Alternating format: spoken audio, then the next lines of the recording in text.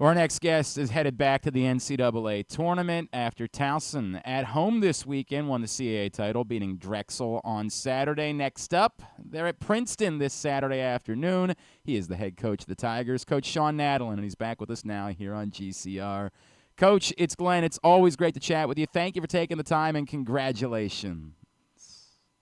Thanks so much, man. Always excited to chat, especially as we head into the NCAA tournament here. No doubt about it. Coach, I remember in our preseason chat, I was probably doing the rat poison thing where I was thinking like, look at how good you were a year ago and how close you were against Syracuse. Like, could it be even better this? And I remember it was almost like a little bit more than the typical coach speak. Like, it was almost like, whoa, you really need to pump the brakes. And I remember you kind of referencing that you didn't love what you were seeing, in the weeks leading up to the start of the season.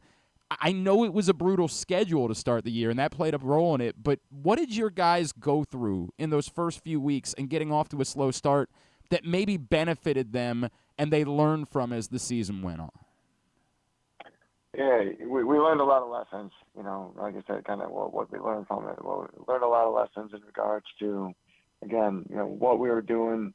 Was it successful? Wasn't it? Who was playing, well for us and who wasn't.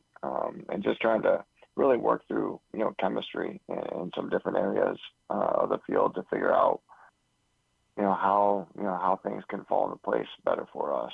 But really for our guys, it was, we were being competitive in those games and in the mix, but just not really playing good enough lacrosse. We were sloppy. We weren't shooting the ball well. We weren't supporting each other well on the defensive end. So it was just, it was good, but it wasn't good enough for us. And that was, definitely some lessons along the way against tough competition that, really helps, expose and help you understand, who you are. So I think our guys did a good job just recognizing that, continuing to stay strong in the process of continuing to get better and build along the way and, work hard, when their opportunities arise to play and compete to get out the field and do that. Was any of it related to the stuff that, like, was there any sense of, like, we know we're good, like maybe we don't have to work quite as hard. Like, we've done this before. Did you deal with any of that like, you needed that reminder of it's just not going to be like that?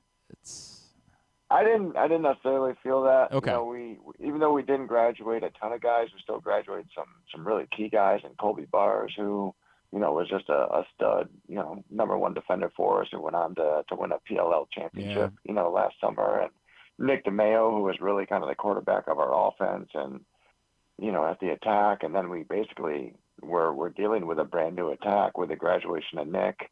Joaquin Villagomez, who started for us last year, still hadn't been back from injury. Bodie Maurer coming back into the mix, but being more of a, an off-ball complementary guy, not really having a quarterback guy around him and someone like that, Nick. So we were really morphing our attack within our offense, trying to figure out who is going to be able to do what there.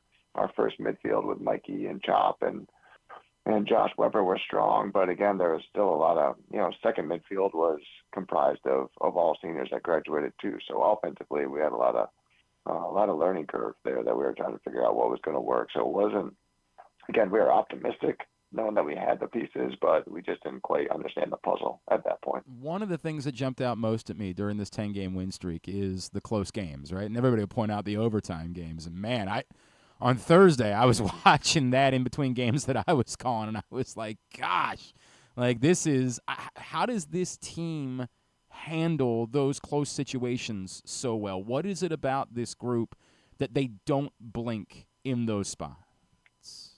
I'd love to, whatever it is, I'd love to find it, bottle it, Right. and be able to regenerate it into our guys and program, every year. It's they're a resilient group. It's really amazing to see, and we've definitely worked hard in those environments and been fortunate, and some things have gone our way, whether it be by the bounce of the ball or guys working hard to create it. So I think they believe in themselves. I think they understand that we just try to keep the communication simple, and we want them to focus on being loose, being fundamental in those environments, being able to play lacrosse confidently and then not recognize like, hey, it's overtime, and put more stress on it than, there should be. Again, it's just, it's another possession, another opportunity, but just being smart and simple and fundamental in those, and playing confidently is what we want from them, and they've done a good job of that. Yes, Coach Shawn Nadelen from Towson. He's with us here on GCR. Coach, I referenced Thursday, and what stood out to me there is we all know how good of an offensive player Mikey is, right? And, there's a reason why he was Offensive Player of the Year in the conference. But when things aren't going your way and turning the ball over in overtime can be a dagger for a lot of teams, right? You never see the ball back. Sure. What does it mean to you as a coach? What does it mean to the entire roster that there's your guy, your alpha, right, offensively, and he's the one selling out to go say, no, we're getting the ball back? Yeah, that's again, it sends a huge message, and that's something when we really started figuring out, what was gonna, who was gonna be doing what for us on the offensive end, and looking at our personnel, especially on the attack, when moving Mikey there and Ronan and Schreier, we committed to being a little bit more aggressive in our ride, but in that instance on Thursday, again, turning it over in a with a man-up advantage, right. And just hey, this, we're not letting this ball get out of our offensive end, and Mikey doing a great job, as he's done a great job all season in the ride with the other guys, and committing to, really being disruptive and trying to earn possessions back and sway that in our favor. That was massive. And then another, loose ball, ground ball play that they had an opportunity for, and our guys, being aggressive, but fundamental in that too, and getting the ball back was massive. You now get ready for the NCAA tournament, Coach, and I'm sure that I'm going to lay this out, and you're going to think it's rat poison again, right? But this week everybody's going to bring up what happened a year ago and how you were right there and what you learned from that. Is there any connective tissue whatsoever from that trip to Syracuse a year ago and now this trip to Princeton this year? Do those lessons matter? Can you benefit from it, or is it as simple as nope, completely different team, we're just going to play a lacrosse game on Saturday? Yeah, you always want experience to be a positive influence and factor. So again, being able to be, within this season and multiple overtime games, and close games and games where we have a lead or games where we're down, and just, continuing to stay true to our process.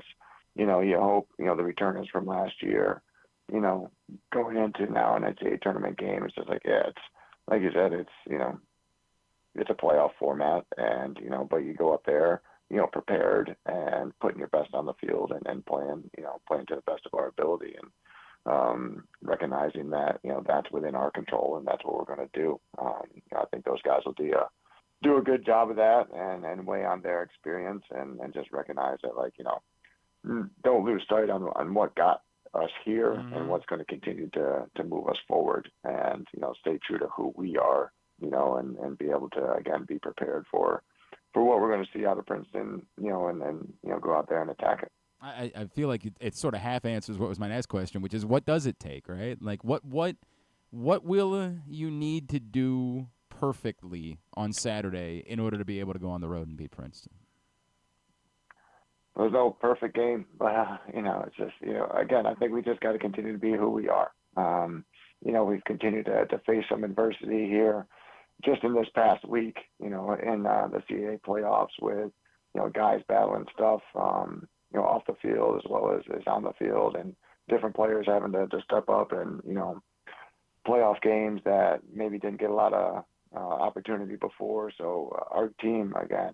I'll go back to the resiliency thing. These guys just, recognize that they, the preparation and the work that they put in, puts them into position to be successful and be confident when their number's called. So, I think we got to stay true to that, and true to who we are. Obviously recognize what we need to tweak and how we need to pay attention to what Princeton puts on the field, personnel-wise. But, for us, just going out there and playing, smart, strong, and steady. Then I want to ask you this, and I know that you're probably going to say I haven't thought about it. I got a game to get ready for. But do you have a sense of what this means for you, right? Coach, you guys were so dominant in the early stage of your tenure at Towson, And then, post-COVID, there was that tough little stretch, right? To be able to now have firmly reestablished this program as the team, the preeminent team in the CAA, and a national threat. Do you have a second to reflect on like what it means that it's come back around the way that it has the last couple of years?